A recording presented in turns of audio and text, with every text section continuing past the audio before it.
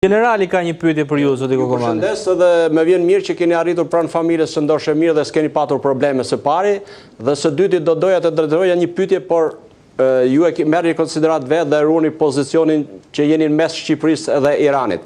Natyrisht që përgjigja mund të ketë edhe efekte, por unë do doja thjesht dhe vetëm më shumë për informacion dhe për shpërndarjen e asaj mjegullnajës që ekziston këtë kund si qytetar i këtij vendi. Në pamundësi për të pas informacionet e sakta, si i keni vlerësuar sjelljen duke filluar nga lideri suprem e të gjithë hierarkia shtetërore në Iran ndaj protestave me background ekonomik që janë zhvilluar për shumë gjatë në Iran? Tani sjelljet varet nga cili këndvështrim do të shikosh. Nëse shikon burimet perëndimore, pra thuhet se janë sjellje diktatoriale. Dhe thuhet që janë vrarë vetëm protestues. Nëse shikon planin iranian në sfert fare e rëndë, thuhet që ka pasur grupe kriminale të cilat kanë qenë në mesin e protestuesve dhe kanë vrarë policë. Ne kemi dy narrative të ndryshme. Pastaj e vërteta nuk është dihet në 100% dhe s'ka të marrë vesh në një. Thjesht kemi dy narrative të dy grupacioneve që janë në luftë me njëri tjetrin. Pra janë armiqtë të njëri tjetrit. Faleminderit. Dhe një pyetje lutem për fjalë të mira zoti general. Urdhro? Kam e general. Okej, po. Po. Pa dashur të përsëris ato çfarë tha generali, sepse duke qenë se jemi ushtarak, bën pothuajse të njëjtën pyetje, po e bëj në një mënyrë ndryshe tashmë. Jo, po edhe përgjigjem ose bëj ti pyetje? Do ta marr një përgjigje nëse mundet, sigurisht. Po. Ju folët për një jetë demokratike të qetë dhe për zhvillim të atij vendi, ashtu siç ju e shikoni. Folët edhe për protestën, gjë të cilën unë doja ta bëja një pyetje, dhe ju folët për shifrat e ndryshme që raportohen për të vrarë. Domethënë, Lindja thotë që janë vrarë vetëm protestues, ju thoni që janë vrarë dhe nga pjesa e sigurisë apo e gardës revolucionare që është përgjegjëse për rendin dhe sigurinë atje. Kush mendoni që e ka nxitur dhe e ka filluar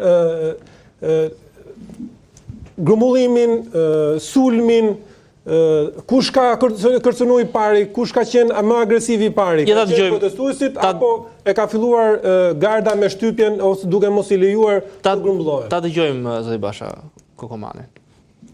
Po, tani me sa u isha në Iran atë kohë, lajmet që shikoja, pra në fillim kishim me vërtet protesta. Pra, për inflacionin, për çmimet që rriteshin vazhdimisht. Pastaj thuhej që dolën disa grupe të cilat ushtruan dhunë ndaj policëve, dhe policët në ditët e para nuk kishin leje për të përgjigjur, madje as armë nuk kishin. Dhe madje kam parë dhe video edhe policë masakruar, që i ka shpërndarë shteti. Tani se kush e ka fajin, kush filloi pari, unë s'kam qenë aty, s'kam dalë në protestat shoseve, kush filloi pari, por që ka pasur të vrarë nga të dy palët, kjo asnjë nuk diskutohet. Qartë zoti Kokomani, ndërkohë kam gazetarin Enver Robelli, i cili është duke ndjekur edhe rrëfimin tuaj. Zoti Robelli?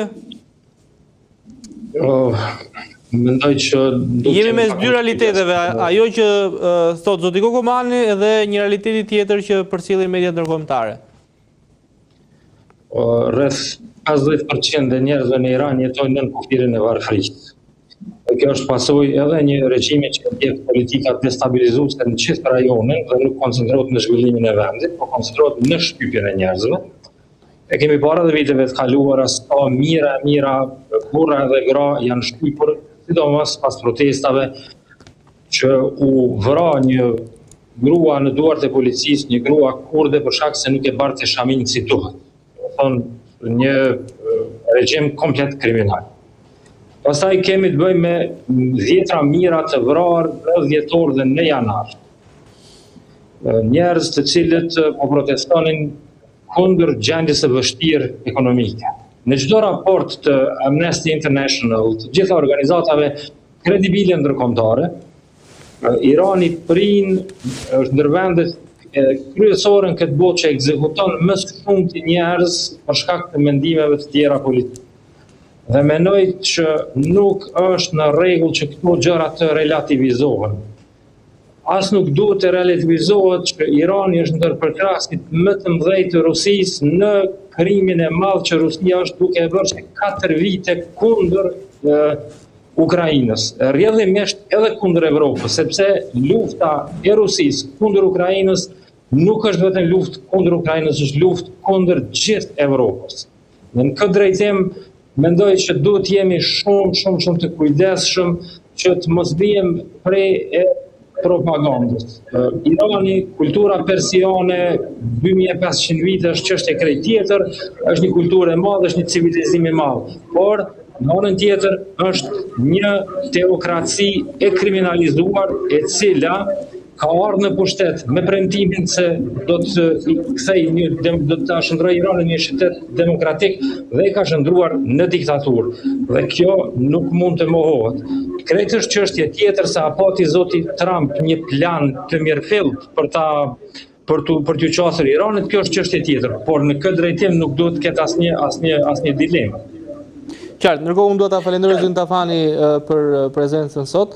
Zoti Kokumani, e kemi? Okej. Ngriti një sër çështjesh zoti Robelli në gjithë artikulimin e tij. Ju keni vetë një përgjigje? Përgjigjimi është që ne shqiptarës në intereson fare se si është Irani dhe për me nuk bën asnjë ndryshimi.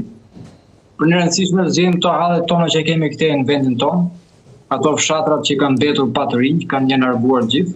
Ky është problemi jonë. Që nxjerrim këto probleme pastaj të merrem me Iranin. Zoti Basha? Jo, nuk duhet ta është treguar mjaft i qartë, i tha ato çfarë kishte për të thënë, kështu që nuk besoj që dua ta pyes për diçka tjetër, nëse keni ju ndonjë pyetje.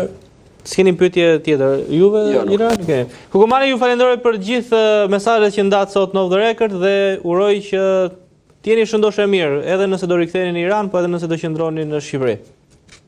Tani në Iran s'mund të kthehemi më se zoti kryeministri na bëri haram të shkojmë në Iran, po tani ju falenderoj për gjitha për ftesën. Të qëndrojmë në këto fshatra që kemi boshatisur atëherë Kokumani, se po nuk s'ke çfarë bën ato diploma gjëra që na kanë mbetur andej tani u themi mirupafshim.